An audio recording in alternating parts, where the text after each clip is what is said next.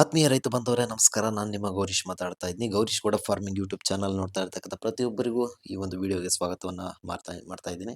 So ಈ ಒಂದು ವಿಡಿಯೋದಲ್ಲಿ ಪವರ್ ಟಿಲ್ಲರನ್ನು ಯಾವ ಥರ ಬಳಕೆ ಮಾಡ್ಕೊಳ್ಬೇಕು, ಮತ್ತು ಪವರ್ ಟಿಲ್ಲರಲ್ಲಿ ರೋಟ್ರಿಯನ್ನು ನಾವು ಏನಕ್ಕೆ ಬಳಕೆ ಮಾಡ್ಕೊತೀವಿ, ಮತ್ತು ರೋಟ್ರಿಯನ್ನು ಹೊಡಿಬೇಕಾದ್ರೆ ಕೆಲವರು ನಿಂತ್ಕೊಂಡು ರೋಟ್ರಿಯನ್ನು ಹೊಡಿತಾರೆ. ಕೆಲವರು ವಿ ಎಸ್ ಟಿ ಟಿಲ್ಲರ್ ಇದ್ದರೆ ಅವರು ಸೀಟ್ ಅವೈಲಬಿಲಿಟಿ ಇದ್ದರೆ ಮಾತ್ರ ಸೀಟನ್ನು ಹಾಕ್ಕೊಂಡು ಅದರ ಮೇಲೆ ಕುತ್ಕೊಂಡು ರೋಟ್ರಿಯನ್ನು ಹೊಡಿತಾರೆ. ಸೊ ಈ ಒಂದು ವಿಡಿಯೋದಲ್ಲಿ ಸೀಟನ್ನು ಹಾಕ್ಕೊಂಡು ಯಾವ ಥರ ನಾವು ರೋಟ್ರಿಯನ್ನು ಹೊಡಿಬೋದು ಅನ್ನೋದನ್ನ ತಿಳಿಸ್ಕೊಡ್ತಾ ಇದ್ದೀನಿ. ಅದಕ್ಕೂ ಮುಂಚೆ ನೀವೇನಾದರೂ ಚಾನಲ್ಗೆ ಸಬ್ಸ್ಕ್ರೈಬ್ ಮಾಡ್ಕೊಂಡಿಲ್ಲ ಅಂದರೆ ಸಬ್ಸ್ಕ್ರೈಬ್ ಮಾಡ್ಕೊಳ್ಳಿ, ವಿಡಿಯೋನ ಆದಷ್ಟು ಶೇರ್ ಮಾಡಿ. ಸೊ ಸ್ನೇಹಿತರೆ, ಈ ಒಂದು ಪವರ್ ಟಿಲ್ಲರಲ್ಲಿ ನಿಮ್ಮಲ್ಲಿ ಏರ್ ಕೂಲರ್ ಟಿಲ್ಲರ್ ಅಥವಾ ಏನು ಇನ್ನೊಂದು, ಸೊ ರೈತ ಬಾಂಧವರೇ, ಏರ್ ಕೂಲರ್ ಆಗಲಿ ಅಥವಾ ವಾಟರ್ ಕೂಲರ್ ಆಗಲಿ ಎರಡು ಟಿಲ್ಲರಲ್ಲಿ ಸಹ ನಾವು ಈ ರೀತಿ ಮಾಡ್ಕೊಳ್ಬೋದು. ಸೊ ನೋಡಿ, ನಿಮಗೆ ತೋರಿಸ್ತಾ ಇದ್ದೀನಲ್ವ ವಿಡಿಯೋದಲ್ಲಿ, ಸೊ ಅಲ್ಲಿ ಒಂದು ಆ್ಯಂಗಲ್ನ ತೊಗೊಂಡಿದ್ದೀನಿ. 3 ಫೀಟು 3.5 ಅಡಿ ಇದೆ.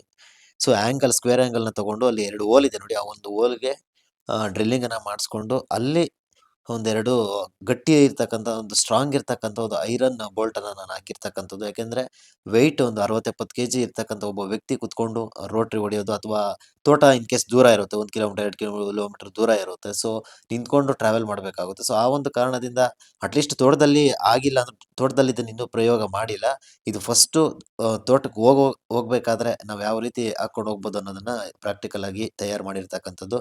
ಇದಕ್ಕೇನಿಲ್ಲ, ಮನೆಯಲ್ಲಿರ್ತಕ್ಕಂಥ ಎಕ್ವಿಪ್ಮೆಂಟ್ಸ್ನ ಬಳಕೆ ಮಾಡಿಕೊಂಡು ರೆಡಿ ಮಾಡಿದ್ದೀನಿ ನಾನೇ. ಸೊ ನೋಡಿ, ನೀವು ನೋಡ್ತಾ ಇರ್ಬೋದು ದೃಶ್ಯದಲ್ಲಿ ಯಾವ ಥರ ಒಂದು ಇದನ್ನ ಸೀಟ್ ಮೇಲೆ ಕುತ್ಕೊಂಡು ಬರ್ತಾ ಇದ್ದೀನಿ ಅಂತ. ಸೊ ಹಿಪ್ಪನೇರಳೆಗೆ ಇದು ಬೆಸ್ಟ್ ಅಂತ ಹೇಳ್ಬೋದು. ಯಾಕಂದ್ರೆ ಇವತ್ತು ರೋಟ್ರಿ ಹಿಪ್ಪನೇರಳೆ ತೋಟದಲ್ಲಿ ಬಳಕೆ ಮಾಡೋದ್ರಿಂದ ಕಳೆಯನ್ನ ನಾವು ಆದಷ್ಟು ಕಂಟ್ರೋಲ್ ಮಾಡ್ಕೊಳ್ಬೋದು.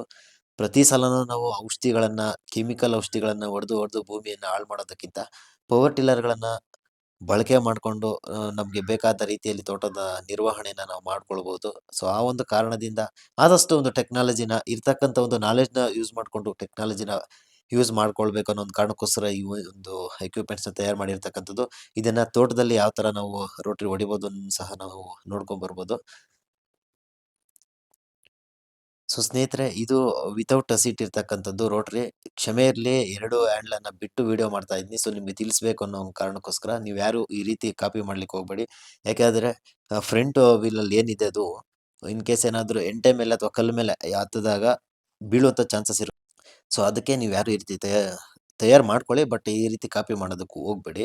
ಹ್ಯಾಂಡ್ಲನ್ನು ಬಿಟ್ಟು ಟಿಲ್ಲರ್ನ ಓಡಿಸ್ಲಿಕ್ಕೆ ಹೋಗಬೇಡಿ.